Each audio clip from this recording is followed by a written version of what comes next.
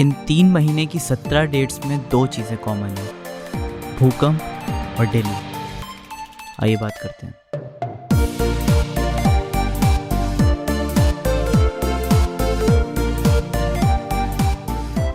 Hi guys and welcome back to my YouTube channel. अगर आप नए हो तो प्लीज़ वीडियो पूरी देखना और अगर वीडियो पसंद आ जाए तो सब्सक्राइब कर देना। कहानी देखने में जितनी सिंपल है उतनी है नहीं और इस कहानी को समझने के लिए हमें काफ़ी पीछे जाना पड़ेगा। 24 करोड़ साल पीछे।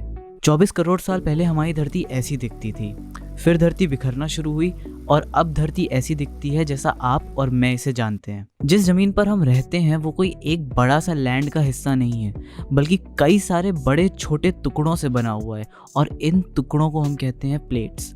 और इन भूकंपों का रीजन भी इन्हीं प्लेट से जुड़ा हुआ है। ये है इंडियन प्लेट जिस पे मैं और आप हैं, और ये है यूरेशियन प्लेट, और ये हैं हिमालयाज, जो कि तब बने थे जब ये प्लेट्स एक दूसरे से टकराई और फोल्ड हो गई।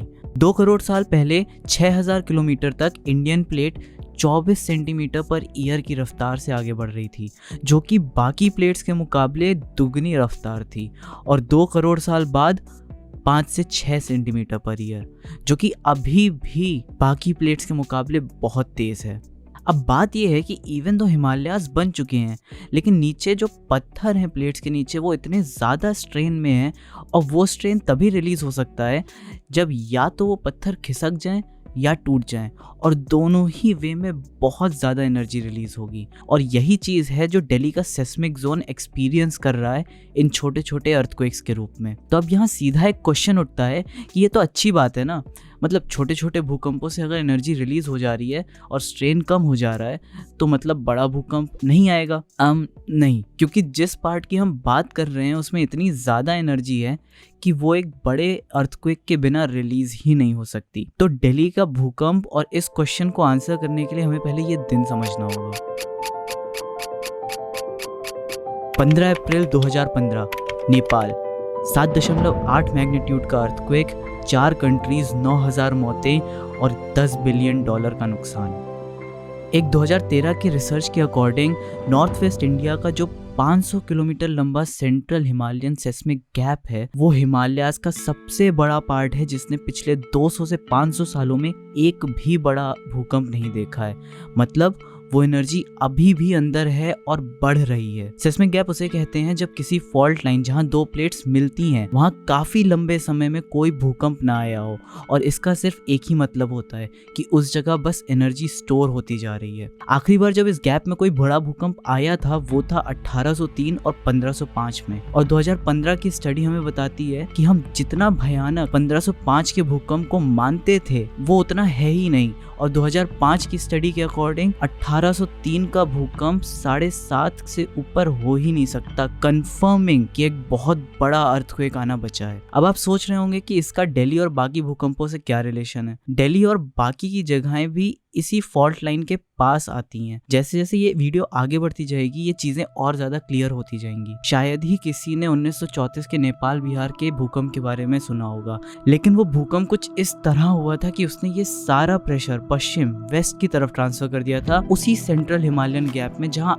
ऑलरेडी बहुत प्रेशर था, और उसी का नतीजा था जिसने पूरे नेपाल को हिला के रख दिया था 2015 में। जिसकी इमेज आप अभी अपनी स्क्रीन पे देख रहे हैं, इसका नाम है लॉरेन, जो कि एक जियोलॉजिस्ट है जिसने सेंट्रल सदर्न नेपाल में कई सारे चारकोल के सैंपल्स की कार्बन डेटिंग करके पता करा था कि आखिरी बार कब ये प्लेट्स मूव हुई थी, और उसका रिजल्ट 1255 और 1344, 89 साल का अंतर। नेपाल बिहार का भूकंप 1934, नेपाल का भूकंप 2015, दोनों में अंतर 81 साल। लॉरेन ने अपनी स्टडी में 2015 के भूकंप के प्रिडिक्शन 1 महीने पहले ही कर दी थी, लेकिन किसी ने कुछ किया ही नहीं उसके बाद। और जब भूकंप आया भी तो उससे इतनी एनर्जी निकली ही नहीं, मीनिंग कि आगे आने वाले दशकों में एक बहुत बड़ा भूकंप आने की संभावना है। और यही सेम रिसर्चर्स ने 2015 में एक और पेपर पब्लिश किया उत्तराखंड के लैंड की स्टडी करके, और उन्होंने कहा कि 8 या 8 से ऊपर का भूकंप आना बहुत ज़्यादा पॉसिबल है, लेकिन एंड में हम कितना खुद को सिक्योर कर सकते हैं उस पर डिपेंड करता है, ना कि हम क्या और क्या नहीं जानते हैं सेंट्रल हिमालयन गैप और मेन हिमालयन थ्रस्ट के बारे में। तो जब मैं इस चीज़ के ऊपर रिसर्च कर रहा था तो मुझे काफ़ी सारे फील्ड एक्सपर्ट्स के भी कमेंट्स मिले। उन्हीं में से doctor Kalachand Sen, chief of Wadia institute Himalayan geology, जो कि union ministry of science and technology के अंडर आता है, उन्होंने कहा कि हम टाइम, प्लेस या मैग्नीट्यूड नहीं प्रेडिक्ट कर सकते, लेकिन ये अर्थक्वेक एक बहुत बड़ा अर्थक्वेक हो सकता है, इसके संकेत जरूर हैं। क्या होगा अगर 6 या 6.5 का अर्थक्वेक आता है दिल्ली में? तो इसके जवाब में professor Chandan Ghosh of IIT Jammu, जो कि एक अर्थक्वेक इंजीनियरिंग में एक्सपर्ट हैं, कहते हैं कि अगर ऐसा हुआ तो नज़ारा बहुत ही ज़्यादा भयानक होगा, क्योंकि कोई भी बिल्डर BIS के सेट रूल्स से बिल्डिंग बनाता ही नहीं है, जबकि दिल्ली सेस्मिक जोन 4 में आता है। और फिर वहीं डॉक्टर AK शुक्ला, जो कि पुराने head of earthquake risk evaluation centre Indian metrology department में रह चुके हैं, उनका कहना था कि दिल्ली में 6.5 तक का अर्थक्वेक बड़े आराम से आ सकता है। लेकिन वहीं भूकंप बहुत ही नॉर्मल चीज़ है, और इसी चीज़ को विनीत गहलोत, जो कि पुराने head of national centre for seismology रह चुके हैं, कहते हैं कि दिल्ली और इसके आसपास के एरियाज में हर महीने 2.5 मैग्नीट्यूड के अर्थक्वेक आते रहते हैं, और उस हिसाब से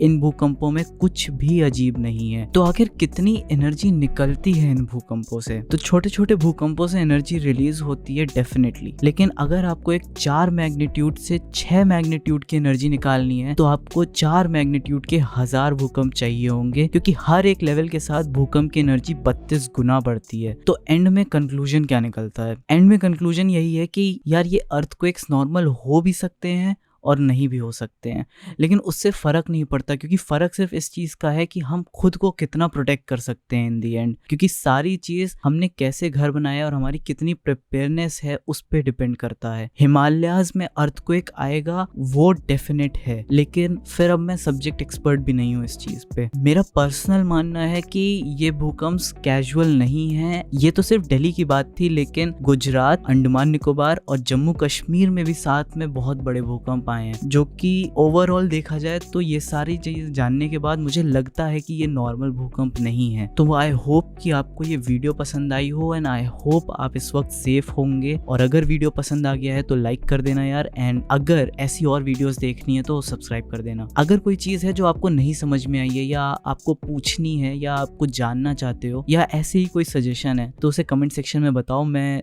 जरूर उसको रिप्लाई करूंगा। ध्यान रखो और सुरक्षित रहो।